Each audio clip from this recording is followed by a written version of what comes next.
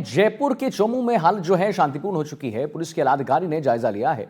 आपको बताते चलें कि लोगों से शांति बनाए रखने की अपील की गई है। एहतियात के चलते पुलिस बल तैनात है। करीब 100 लोगों को यहां डिटेन किया गया है। मामले में अब तक 35 लोग की गिरफ्तारी हो चुकी है। इलाके का ड्रोन के जरिए सर्वे किया गया है। घरों की छतों पर पत्थर और बोतलें मिली हैं। जयपुर के चोमू कस्बे में मस्जिद के बाहर रेलिंग लगाने को लेकर विवाद के बाद हालात काबू में हैं। पुलिस के आलाधिकारी ने इलाके में गश्त कर हालात का जायजा लिया है और लोगों से शांति बनाए रखने की अपील की है। Additional commissioner law and order Rajiv Bachan ने बताया है कि चोमू कस्बे में हुए विवाद के बाद हालात पूरी तरह से काबू में हैं और एहतियात के चलते मौके पर पुलिस जाब्ता तैनात की गई है। मौके पर लगे सीसीटीवी कैमरों की फुटेज और अन्य साक्ष्यों के आधार पर पुलिस ने करीब 100 से अधिक लोगों को डिटेन कर दिया है। वहीं पत्थर फेंकने और उत्पात मचाने के साक्ष्य जो है सामने आने के बाद करीब 35 लोगों को गिरफ्तार किया गया है। उन्होंने बताया कि पथराव की घटना के बाद स्थानीय लोगों ने पुलिस को खुद घरों से पत्थर हटाने की बात कही थी, लेकिन पुलिस की ओर से इलाके का ड्रोन कैमरों के जरिए सर्च जब कराया गया तो घरों की छतों पर पत्थर और बोतलें मिली। पुलिस ने घरों में सर्च कराया है, छतों से पत्थर और बोतलें हटवाई हैं। फिलहाल पुलिस मामले की जांच में जुटी है।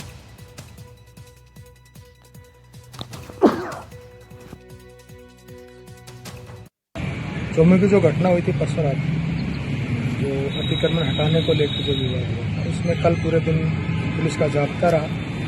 जो लोग थे उनको चिन्हित करके पुलिस ने प्रभावी कार्रवाई की। कल लगभग 100 से ऊपर लोगों को डिटेन किया था, पूछताछ के लिए लाए थे। उसमें से जो लोग इस तरह की इस घटना में शामिल थे, जिनके सीसीटीवी फुटेज थे, जिनके बारे में एविडेंस थी, लोगों ने देखा बताया था, उसके आधार पर लगभग 30 से 35 लोगों को अरेस्ट किया गया है। बाकी लोग जो थे उनको निरोधात्मक कार्रवाई के अंतर्गत अरेस्ट करके उनके खिलाफ कार्रवाई की गई है। प्रकरण दर्ज कर दिया गया है। इसी खबर पर और जानकारी देने के लिए दीपक हमारे साथ लाइव जुड़ गए। दीपक, बताइए क्या ये पूरा मामला है और कहां तक कार्रवाई पहुंची है पुलिस की? और बिल्कुल देखिए, गुरुवार रात को जब मस्जिद के ठीक पास में कुछ पत्थर पड़े हुए थे तो उन्होंने असामाजिक तत्वों ने वहां पर कुछ रेलिंग भी लगाकर अतिक्रमण करने की कोशिश की और इस पत्थर की विवाद को लेकर जब पुलिस वहां पर समझाइश करने के लिए पहुंची तो लगभग 100, 150 या 200 की भीड़ ने एक साथ पुलिस पर हमला कर दिया और पथराव कर दिया। इस पूरे मामले में कई पुलिसकर्मियों के सर पे गंभीर चोटें आई है और उसके बाद लगातार फिर शुक्रवार को, शनिवार को, अभी 2 दिन हो गए और आज संडे है, तो पुलिस को लगभग स्थिति को काबू पाने के लिए लगभग एक पूरा दिन लगा था और आज की तारीख में अभी स्थिति पूरी तरह से नियंत्रण में है। हालांकि इंटरनेट वहां पर आज भी पूरी तरह से बंद है। संभवतः कल इंटरनेट की सेवाएं जो है वो बहाल कर दी जाएगी। किसी प्रकार की कोई सोशल मीडिया पर कोई अफवाह नहीं फैले, कोई वीडियो इस तरह से वायरल नहीं हो, इसको लेकर जो है वो पुलिस लगातार मुस्तैद है और इसलिए इंटरनेट जो है बंद किया गया है। इस पूरे मामले में पुलिस ने हत्या का प्रयास, सार्वजनिक संपत्ति को नुकसान पहुंचाना और राजकार्य में बाधा डालना और इसके अलावा अन्य धाराओं में जो मुकदमा है वो दर्ज किया गया है। और इसके साथ ही पुलिस ने लगभग 100 लोगों को डिटेन किया था और इसमें सीसीटीवी और कुछ वीडियोस पुलिस को मिले थे, उसके आधार पर फेस जो है उनका चेहरा ट्रैक करके लगभग 35 लोगों को मुकदमे में दर्ज कर लिया है। अभी भी जो पुलिस की धरपकड़ है वो लगातार जारी है और पुलिस की धरपकड़ से कुछ जो असामाजिक तत्व थे वो अभी फिलहाल अपने पते से, अपने एड्रेस से, अपने घर से फरार है, तो उनकी पहचान की जा रही है और उनको भी गिरफ्तारी की जो कोशिश है वो यहाँ पर की जा रही है। यानी कि गुरुवार रात को जो हुआ, फिर उसके बाद शुक्रवार को हालत जो है वो तनावपूर्ण थे, तो वो आज पूरी तरह से शांति में बदल चुके हैं। जो बाजार है, वो जो दुकानें हैं वो पूरी तरह से खुल चुकी है, जो ट्रैफिक है वो पूरी तरह से चल रहा है। यानी कि स्थिति जो है वो एकदम सामान्य हो गई है। अब पुलिस ने जो समय रहते जो है वो नियंत्रण में पाया। हालांकि जब जिस रात को ये घटना हुआ वहां पर वो लोग ज्यादा थे, असामाजिक तत्व, और पुलिस की संख्या कम थी। दीपक, ये जो 35 लोगों की गिरफ्तारी हुई है उसके बारे में जरा आप जानकारी दें। कौन है ये 35 लोग जिनकी गिरफ्तारी हुई?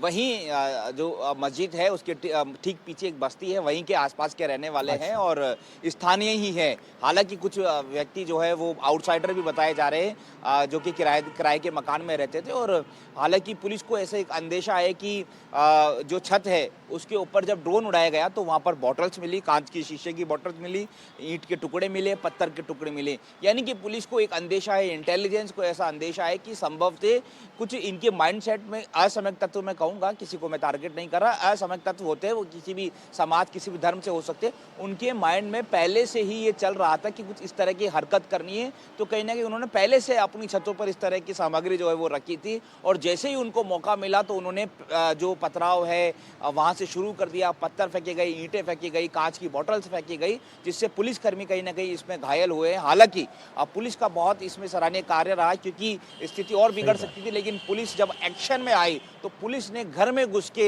उन लोगों को सबक सिखाया, उनको घर में घुस के उनको लेकर आए हैं, बाकायदा उसका वीडियो भी आए। तो कहीं न कहीं ये संदेश, ये मैसेज जाता है कि लॉ एंड ऑर्डर बिगाड़ने की कोई भी अगर कोशिश करेगा तो उसके खिलाफ पुलिस जो है वो सख्ती से निपटेगी। जो 35 लोग हैं वो वहीं पास में बस्ती के रहने वाले, कुछ लोग उसमें किराएदार है। अब उनको उनसे पूछताछ करके बाकी उनके साथ-साथ कौन थे, उनके साथी कौन आए थे, उनके रिश्तेदार, उनके दोस्त, उनके पड़ोसी कौन आए थे, तो उनके थ्रू उनका नाम जो है वो जानने की कोशिश की जा रही है। माना जा सकता है कि इस पूरी गिरफ्तारियों का जो आंकड़ा है वो 100 प्लस जाएगा। अभी तो 35 पहुंचा है, 100 प्लस जाएगा। तो पुलिस का अभियान अब हालत स्थिति सामान्य हो गई, लेकिन पुलिस का अभियान इंटरनल चलता रहेगा 7 दिन 10 दिन तक, जब तक सभी लोगों को पुलिस गिरफ्तार करके सलाखों के पीछे नहीं पहुंचा देती। चलिए ठीक है, बहुत बहुत धन्यवाद करेंगे आपका दीपक, महत्वपूर्ण जानकारी देने के लिए। बिल्कुल एक सिलसिलेवार ढंग से दीपक ने बताया हमें। अब कोटा की ओर चलेंगे। कोटा से एक बड़ी खबर आ रही है, उसके बारे में आप जान लीजिए जरा। स्टोन फैक्ट्री की स्लरी के दलदल में बच्चे फंसे। हम आपको दिखाएंगे तस्वीर। खेलते खेलते डंपिंग यार्ड में पहुंच गए 3 बच्चे। मजदूरों ने कड़ी मशक्कत के बाद बाहर निकाला है। रेस्क्यू ऑपरेशन का वीडियो भी वायरल हो रहा है। कोटा के रामगंज मंडी क्षेत्र का एक पूरा मामला है। कोटा में स्टोन फैक्ट्री की स्लरी के दलदल में 3 बच्चे फंस गए। यहाँ डंपिंग यार्ड में खेलते खेलते मजदूरों के बच्चे पहुंच गए और देखते ही देखते स्लरी के दलदल में धंसने लगे। मौके पर मौजूद मजदूरों ने स्थिति को भांपते हुए तुरंत रेस्क्यू शुरू किया और कड़ी मशक्कत के बाद तीनों बच्चों को सुरक्षित बाहर निकाल दिया गया है। बच्चों को सुरक्षित बाहर निकालने का यह रेस्क्यू ऑपरेशन सोशल मीडिया पर तेजी से वायरल भी हो रहा है और वीडियो में साफ देखा जा सकता है किस तरह मजदूर जान जोखिम में डालकर कोटा स्टोन की स्लरी के दलदल से फंसे बच्चों को बाहर निकाल रहे हैं। उम्मीद रही कि समय रहते रेस्क्यू हो गया और तीनों बच्चे पूरी तरह से सुरक्षित। शाकिर हमारे साथ लाइव जुड़ गए इसी पर। शाकिर, अभी क्या स्थिति है वहां पर? सबसे बड़ा सवाल तो यही है कि बच्चे वहां पर, खैर उनका रेस्क्यू हो गया, लेकिन ये जो एरिया है जहां पर ये केमिकल्स के वजह से जो ये दलदल बन गया, क्या उसे सील किया गया शाकिर? जी देखिए, बिल्कुल इस तरह के हालात जो है झालावाड़ और आसपास का जो इलाका है, रामगंज मंडी क्षेत्र, जो खनन क्षेत्र है, वहाँ पर अक्सर देखने को मिलते हैं। जिला प्रशासन ने भी अब इस पूरे मामले पर संज्ञान लिया है। जिस तरह का घटनाक्रम हुआ था, कोई बड़ा हादसा हो जाता अगर समय पर मजदूर वहाँ पर नहीं पहुँचते और बच्चों को सुरक्षित बाहर नहीं निकालते तो इन लोगों को जो है, जो फैक्ट्री के मालिक हैं, फैक्ट्री संचालक जो हैं, उनको जो है इस तरह से नोटिस भी दिया जाएगा कि भाई जो भी स्लरी जो है डाली जा रही है उसको सुरक्षित स्थान पर डाली जाए और अगर वहाँ बाउंड्री वाल वगैरह नहीं है, ओपन जगह वो है, तो उसका जो है पूरी तरह से ध्यान रखा जाए। क्योंकि इससे पहले भी इस तरह के घटनाक्रम हुए हैं, कई मवेशी भी जो है उसमें फंस जाते हैं, उनकी जान तक चली जाती है। लेकिन जो घटनाक्रम कल हुआ था वो अपने आप में उसको गंभीर माना जा सकता है, क्योंकि जो 3 बच्चे थे, तीनों बच्चे जो है उसमें बुरी तरह से फंस गए थे। काफ़ी देर वो चिल्लाते रहे। उसके बाद जब सामने मजदूर काम कर रहे थे, उन्होंने तत्परता दिखाई और जो है उनको रास्ता बना करके निकाला। साड़ी को उन्होंने रस्सी बनाया, उस तरह से उसको खींच करके बाहर निकाला। क्योंकि दलदल में जब वो धंसते चले गए, जहाँ पर उस दलदल की जो गहराई थी 4 से 5 फीट तक बताई जा रही थी। तो जो सबसे छोटा बच्चा था, वो बच्चा जो है उसके गले तक जो है वो उसमें धंस गया था। लेकिन राहत की बात ये रही कि तमाम जो वहाँ पर मजदूर थे, जो लोग थे, वो दौड़ पड़े और उन्होंने उन सभी बच्चों को सुरक्षित बाहर निकाल लिया।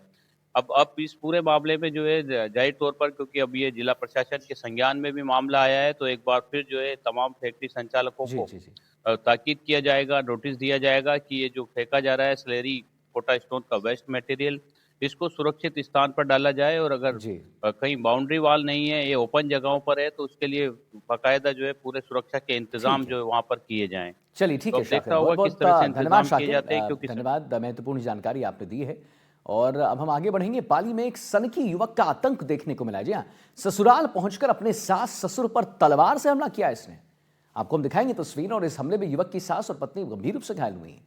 वहीं ससुर की हालत, माफ कीजिए, नाजुक बनी हुई है। घरेलू कलह की वजह से युवक के साथ ऐसा क्या हुआ कि उसके सिर पर खून सवार हो गया और वो तलवार लेकर सीधे अपने ससुराल पहुंच गया। फिलहाल पुलिस की पकड़ से आरोपी फरार है। एक रिपोर्ट आपको दिखाते हैं। ये पाली की तस्वीर है जहां एक युवक कुछ लोगों पर हमला करता दिखाई दे रहा है। सामने आने वाले हर शख्स को वो तलवार से घायल करता दिखाई दे रहा है। 2 लोगों को बुरी तरह घायल करने के बाद युवक वहां से फरार हो जाता है। महात्मा गांधी कॉलोनी इलाके में दिन दहाड़े उस समय दहशत फैल गई जब एक युवक ने ससुराल पहुंचकर अपनी पत्नी, सास और ससुर पर तलवार से ताबड़तोड़ हमला कर दिया। हमले में ससुर गंभीर रूप से घायल हो गए, जिन्हें जोधपुर रेफर कर दिया गया है और उनकी हालत नाजुक बनी हुई है। युवक की सास भी गंभीर रूप से घायल है, उसे भी जोधपुर रेफर किया गया है। पूरी घटना सीसीटीवी कैमरे में कैद हो गई, जिसमें साफ दिखाई दे रहा है कि आरोपी युवक बाइक पर हेलमेट लगाए हुए कॉलोनी में पहुंचता है। उसने अपनी जैकेट में रखी तलवार छुपा रखी थी।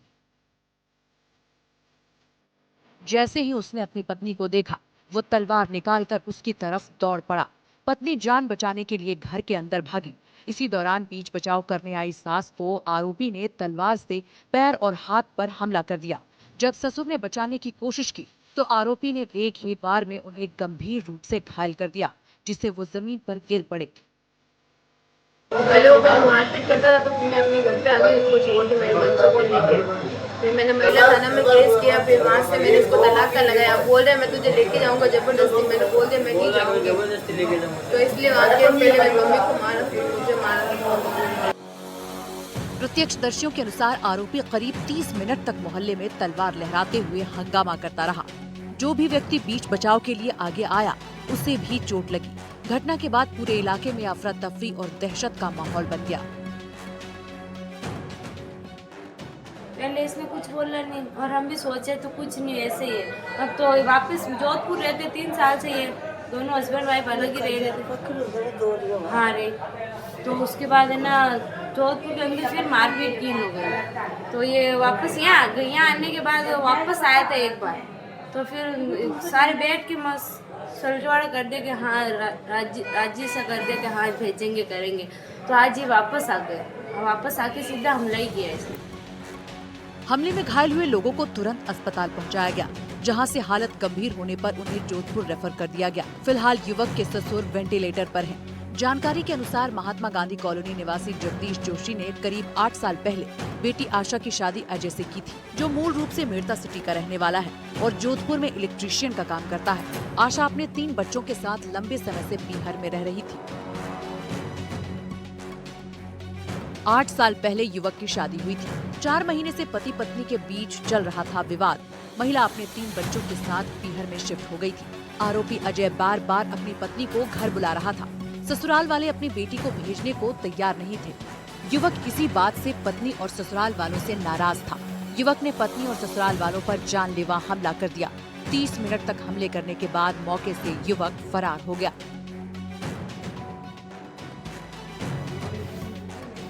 आरोपी अजय बार बार पत्नी को साथ ले जाने का दबाव बना रहा था, लेकिन ससुराल पक्ष इसके लिए तैयार नहीं था। इसी की नाराजगी के चलते अजय ने इस खौफनाक वारदात को अंजाम दिया। पाली सिटी के सीओ मदन सिंह ने बताया कि आरोपी की गिरफ्तारी के लिए नाकेबंदी करवाई गई है। पुलिस सीसीटीवी फुटेज के आधार पर आरोपी की तलाश में जुटी हुई है और मामले की गहराई से जांच की जा रही है। पत्नी द्वारा दहेज प्रताड़ना का प्रकरण पति अजय के खिलाफ कराया हुआ है, लेकिन इस हद तक इस तरह से हमला कर देगा या उनके कोई जान माल के खतरे की सूचना या आशंका के संबंध में थाना को पाली के पास में कोई सूचना नहीं थी। इन्होंने कभी इस तरह की आशंका जाहिर नहीं की है। यह एकदम ताबड़तोड़ हमला किया हुआ है और इसमें हम अलग अलग टीमें कल शाम से ही गठित की हुई है। नाकाबंदी कराई गई थी और उम्मीद है हमारे पास पुख्ता सूचना है फिलहाल जो शीघ्र दस्तयाब करने की उम्मीद है। पाली से संवाददाता सुभाष रोहिशवाल की रिपोर्ट। और 12 से बड़ी खबर आ रही है, उसके बारे में जरा आप जान लीजिए। छबड़ा थर्मल प्लांट में हादसे की खबर सामने आई। थर्मल प्लांट की 6ठी यूनिट में हादसा हुआ है। क्लीनर से गर्म राख हटाने के दौरान यह हादसा हुआ है। भारी मात्रा में नीचे गिरे गर्म राख की चपेट में आने से 4 जख्मी हुए हैं। 2 इंजीनियर्स 2 मजदूर के घायल होने की खबर है और प्लांट प्रशासन का हादसा पर चुप्पी है। तो छबड़ा थर्मल प्लांट में हादसे की खबर। थर्मल प्लांट की 6ठी यूनिट में हादसा, क्लीनर से गर्म राख हटाने के दौरान यह हादसा हुआ है। भारी मात्रा में नीचे गिरी है गर्म राख। गर्म राख की चपेट में आने से 4 जख्मी हुए हैं। 2 इंजीनियर्स हैं, 2 मजदूर की घायल होने की खबर है। प्लांट प्रशासन का हादसे पर चुप्पी है फिलहाल।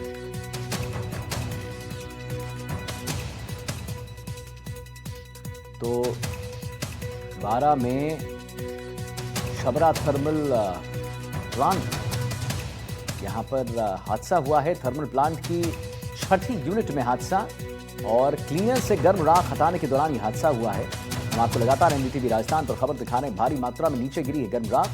गर्म राख की चपेट में आने से 4 जख्मी हुए हैं। 2 इंजीनियर्स हैं, 2 मजदूर के घायल होने की खबर।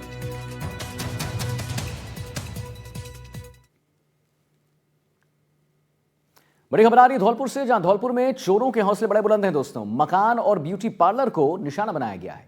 10 लाख से अधिक की नकदी चोरी की गई है। 40 लाख के आभूषणों को भी पार कर लिया गया है। घटना का सीसीटीवी फुटेज सामने आया है। धौलपुर जिले के निहालगंज थाना क्षेत्र की घटना। धौलपुर में चोरों के हौसले बड़े बुलंद हैं। मकान और ब्यूटी पार्लर को बनाया निशाना। 10 लाख से अधिक की नकदी की चोरी, 40 लाख के आभूषणों को पार किया गया है। घटना का सीसीटीवी फुटेज भी सामने आया है। धौलपुर जिले के निहालगंज थाना क्षेत्र की पूरी तस्वीर में आपको दिखा रहे हैं।